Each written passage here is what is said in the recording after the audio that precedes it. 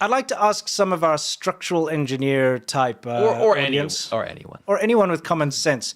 Do you think that it's a good idea to be jackhammering out this column, which kind of looks like it's a important, semi-important support column?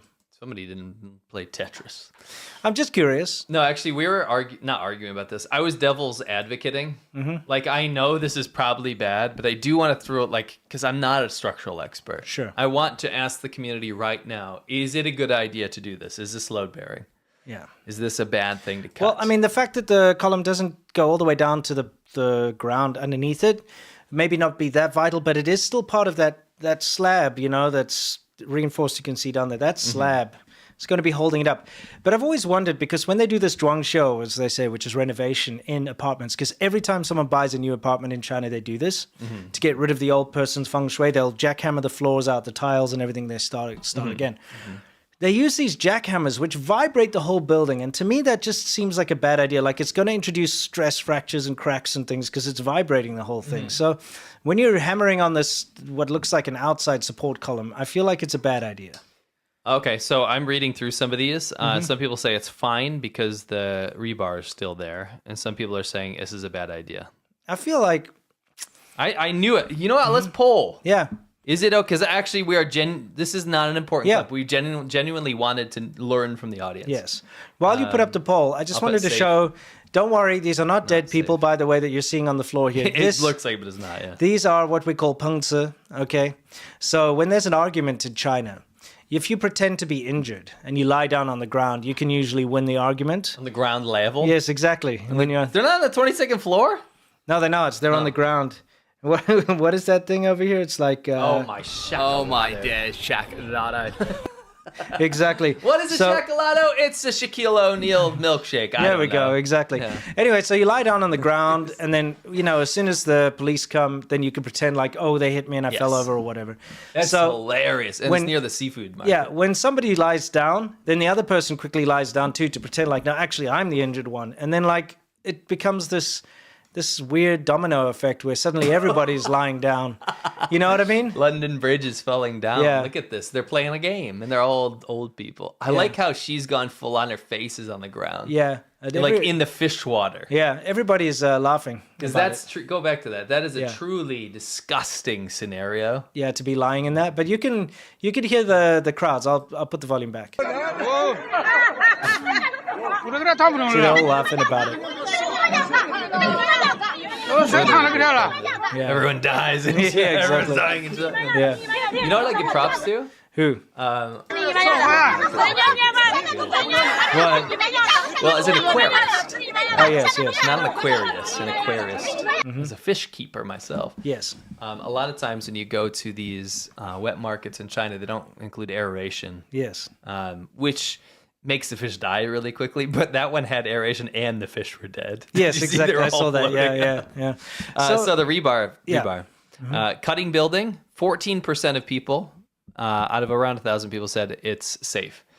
86% of people said it is not safe. I would err on that side, just from the fact of it just doesn't make sense to be knocking down columns. They're there for a reason. Sure. The rebar's there for a reason. It's also a video game, isn't it? Yeah, true.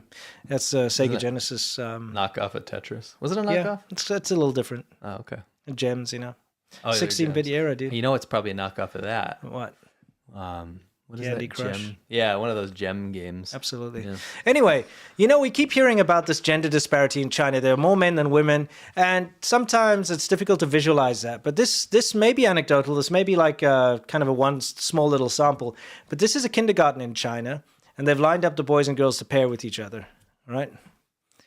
And if you take a look, this is quite emblematic of what you'll find, especially in the rural China. What do they have? 50 million surplus men now or something? Yeah. And that's like government estimates is probably way more. It's definitely way more. And it's because they abort the girls, right? Yeah. They want. Anyway, I mean, when you see a visual representation like that, it actually wakes you up a little bit. You're like, wow. It does. It's actually quite bad. That's actually a good point.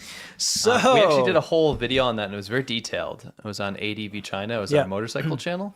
We did one, and I got super sick when we were filming it. It was very funny. Oh, yes. Remember, I got absolutely devastatingly ill. I remember. Like I need to get out of here type thing. Remember that? Yeah, I do. And you were like, we got to finish this. Yes, I remember. Yeah. Anyway. Okay. Welcome This is wild. to the Xiongan. Don't play it yet.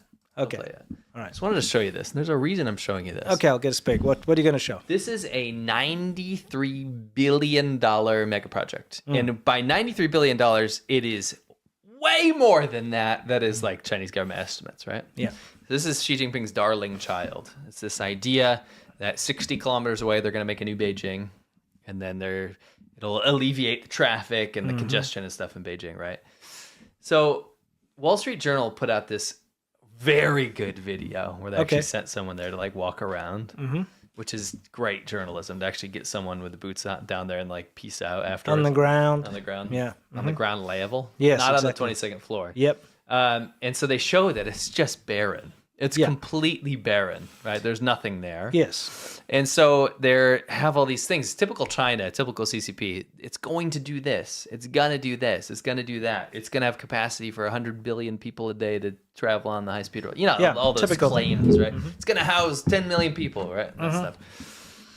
It is a proper, not just a ghost town, but it's a ghost city, right? The biggest issue with this is that you can say, oh, good, mega projects, mega structures, China planning for the future, right? There's two big caveats here. Okay. Number one, it's not going to be done for 32 years. Yeah. That's not, like everyone's like, China builds stuff so fast. You built a city in 32 years? Oh, congratulations. Yes. That's not impressive. I'm Nope. sorry. Number two, it's in one of the worst floodplains in China. In fact, it Yes. is flooded multiple times and everything is turning moldy and derelict. Yes. And we have visited places that were only 3 years, like investment properties, Yeah. 3 years old, and we'd walk around and we can crumble the buildings with our hands. In fact, Yes. it was one of our last videos we ever made on ADVChina in China. That's right. So we know how this goes down. Like Yeah. they'll have these grand plans, and let's just put it to you this way: if you're making a city that's going to be finished in 32 years, Yeah. all of these housing buildings, you wouldn't make them now. No. It doesn't even make sense because they will fall down. Chinese Yeah, or they will quality. be completely screwed up by the time that 32 years ends. Right. Yeah. So the floods have absolutely devastated before it's been built. Yeah. The most important thing here is I went to go watch this video, which got 1 million views, right? Yeah. And hold on, leave it there. Okay. I want you guys in your spare time to go look at the comment section here, Okay. and you will be able to start to become a CCP propaganda expert yourself because you will see what they care about. Yes. I almost couldn't, out of 2,000 or 3,000 comments, I almost couldn't find one negative comment about this mega project. And the It's all video is positive, clearly right? Yeah. negative. It is going after Wall Street Journal. It's going after the journalists. It's going after, this is CIA or whatever. Yeah. Oh yeah, ghost cities. All the US ghost aid. cities. All the ghost cities have been filled. Yeah. Right? Which is absolute nonsense, nonsense, by the yeah.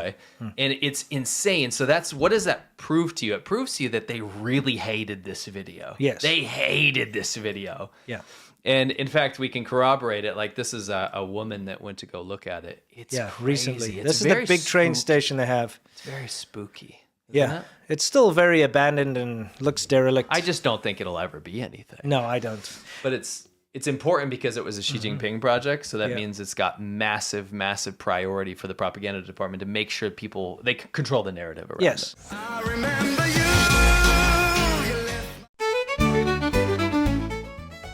What did I tell you to make our background today?